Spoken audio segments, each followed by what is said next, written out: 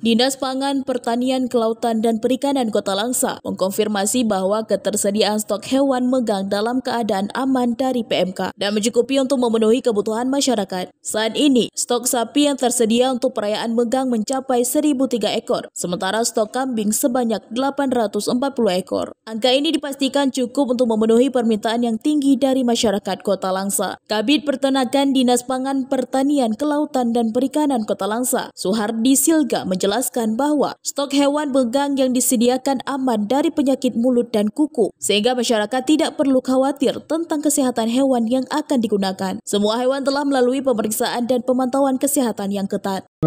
Kita bersama tim dari bidang peternakan melakukan pengecekan ke beberapa titik yang kita tuju untuk hari ini aman untuk disembelih berdasarkan pemeriksaan secara kasat mata, secara gejala klinis di beberapa tempat tersebut.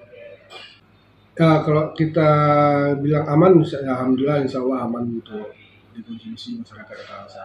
Sementara itu, salah seorang peternak, Syahril, mengatakan bahwa penjualan hewan megang kali ini mengalami peningkatan yang signifikan. Menurutnya, saat ini penjualan hewan megang naik sekitar 40% dibandingkan dengan hari biasa. Hal ini menunjukkan tingginya permintaan dari masyarakat yang ingin mempersiapkan perayaan megang. Untuk stok untuk megang kali ini cukup, insya Allah cukup.